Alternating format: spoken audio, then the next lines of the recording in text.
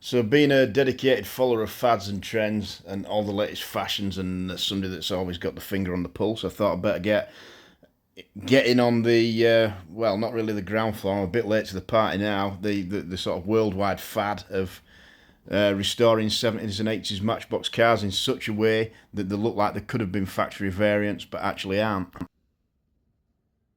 All right, it's probably a bit of a niche within a niche. This one.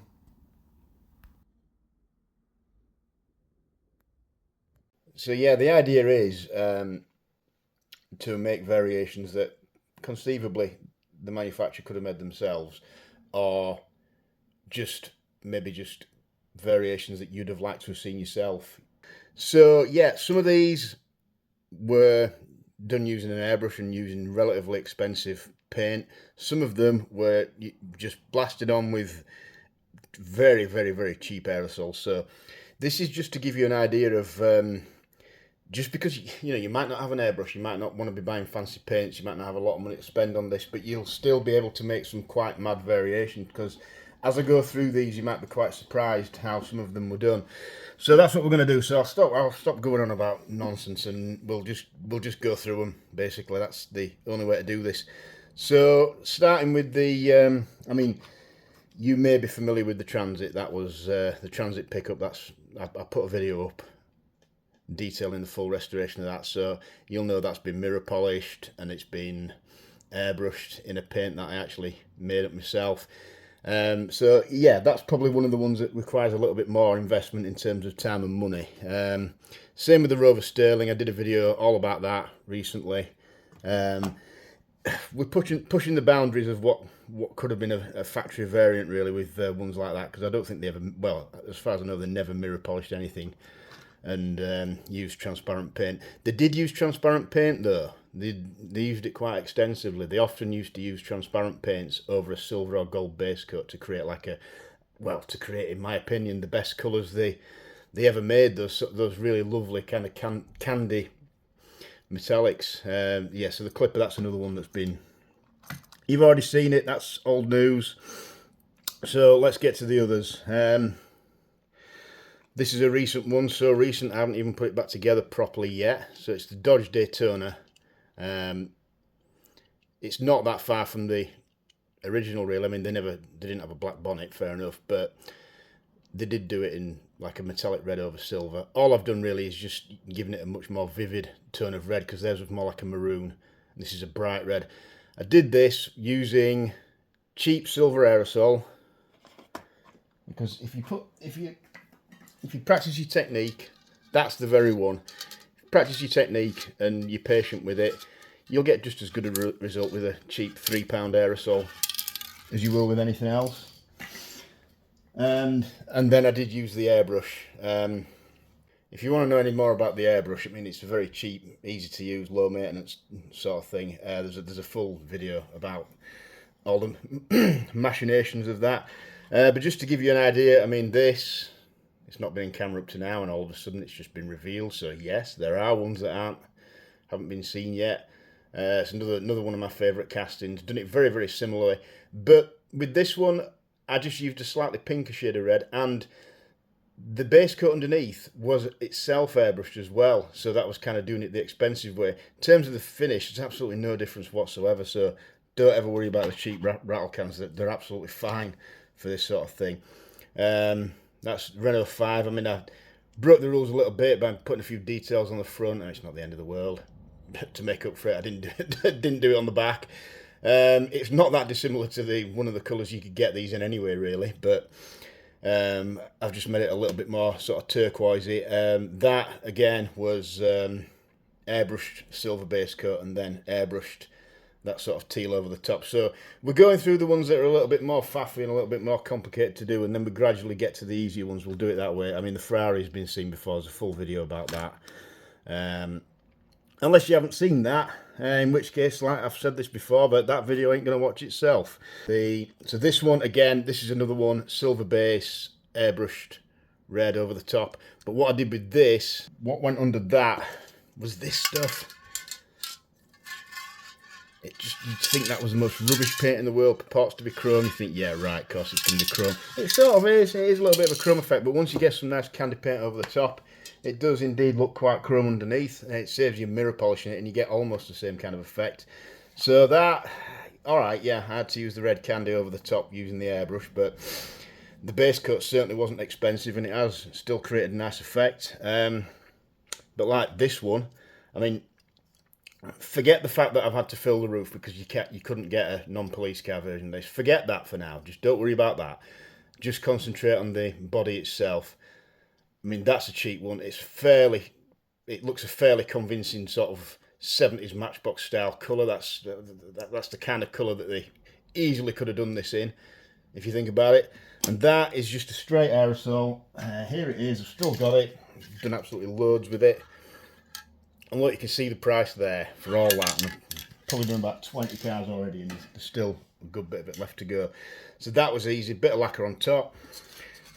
Whenever you got a lacquer, that's your sort of lacquer that you want to be looking for. Just an aerosol of the type of stuff that's supposed to be used for real cars. Not many people do use it for real cars. Not many people do their own paint jobs these days. But if it's being sold as being good enough to go on a real car, then that means it's certainly going to be good enough to go on a little toy car that's going to be staying indoors and ain't going to be exposed to the weather, so don't worry too much about that.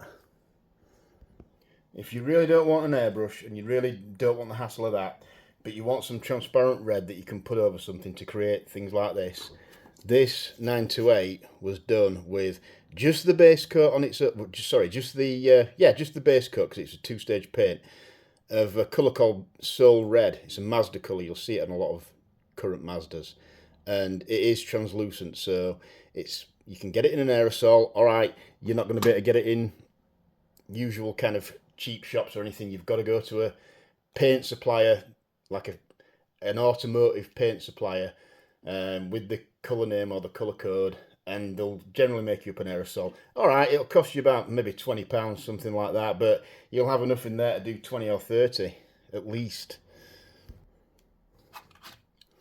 That's another one that was done with that. I didn't actually go over a silver base coat. I went straight onto the mirror polished body with that one. But that, I mean, technically, that's not a. No, it's not. It's not a scratch. It's not a chip. That's good. Yeah. I mean, that conceivably is something that you could imagine Matchbox might have done if they felt generous. So the two Lotus Europas, that one was obviously mirror polished and then done red with the airbrush. Looks lovely. That, again, you could more or less imagine them possibly doing a variant in that. And I haven't got the paint anymore because I used it all up, but it's from the same tree as this stuff. It was just a cheapo gold metallic, and look how much it was. So there you go. That's how cheap it can be to make a fairly convincing looking variant. Just all you need is like a duff old casting. Oh, by the way, yeah, that's the sort of thing you want to be starting with.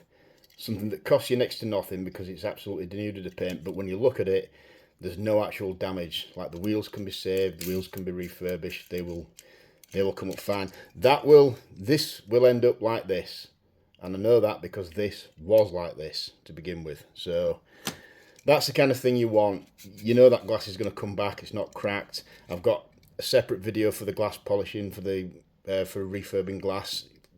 That process will bring this glass up absolutely perfect. I've got into things like the wheel refurbishing and what have you on other videos. Everything that I've gone into applied to this will get that.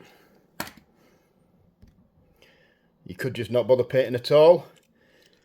Just sand it up to a bit of a machined finish like this and do the glass. I mean, the glass has been done. The glass, you couldn't see through this when it first arrived. The wheels have been refurbed as per my other videos. But because it had the yellow tailgate that I couldn't put in leaving silver, I just masked it off, and just using a cocktail stick, I just applied this yellow stripe of transparent candy yellow. Again, thinking about it seriously, it's unlikely Matchbox would have done something like this, but they could have. Somebody in the 70s could have, quite easily, something like that. And there you go, no paint at all really, just a little bit of candy that you put on manually, no equipment or anything. And talking about car paint, which we weren't just then, but we were a couple of cars ago. So the Guildsman, that kind of looks a little bit like a green that Matchbox might have used in the 70s, but they never did on that particular model, so that looks a bit... Same again for that one. These are real car paints. That's a Vauxhall colour. I forget the code, but I believe it's called Grasshopper Green. It's a Vauxhall opal colour. That's a Mazda colour. Paint code for that, 36A. Spirited Green. Again, it costs you around about £20 to get an aerosol made up at a paint place, but you will have enough to do very, very, very many cars. So if you really like that colour and you really want to make a lot of Matchbox variants in that colour, it's well worth getting. That's another one, a Jag Mark 10, really old Lesney, real old boy. That's a Ford colour, quite a new, relatively recent Ford colour called Deep Mica Stone. It's just like a slightly tinted silver and suits it very well. Again, you could imagine them doing it, possibly. I'm particularly pleased with this one because this is the lovely sort of candy metallic red that they did on the Jag XJ6. It's exactly like it. I mean, I haven't got one to show you, unfortunately, but I just know it is. It's exactly like it. And that was achieved by, yeah, all right, I had to use the airbrush with that one to get the red candy effect. But don't forget, you could always buy that Mazda colour if you don't want to use an airbrush. And that went over this stuff. It's a bit of a ridiculous name. But it's quite ostentatious sounding, really, isn't it? But, but that's how much it cost. And there's enough there to do 30 or 40 cars because it goes on really thick. So it's kind of a gold chrome, but I wouldn't really... The word chrome's probably doing a lot of heavy lifting, as people like to say these days, don't they? Right. So there's another one of those BMC Pininfarina things. That's in the black chrome. There's a full video on how to do that. So that is just like black tail, well, so-called black taillight tint over a mirror polished body. It doesn't really look much like a manufacturer thing, but star of the, well, if you want to call it, you know, star of the show, this Citroen CX. This is the one that will probably surprise you because this looks quite crazy. It looks like it'd be quite difficult to do. It does look very 70s Matchbox. Yeah, I got a little bit of a nick there. I've had to touch that in. I'll probably end up doing this again, but never mind that. We're just trying to show you the finish. And now that was done by that cheapo gold chrome stuff that I just showed you before. That went on first and waited 24 hours, went over it with the black chrome.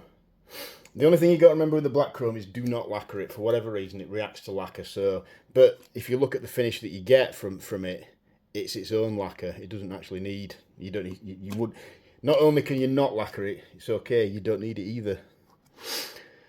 I think that's it. Thanks for watching.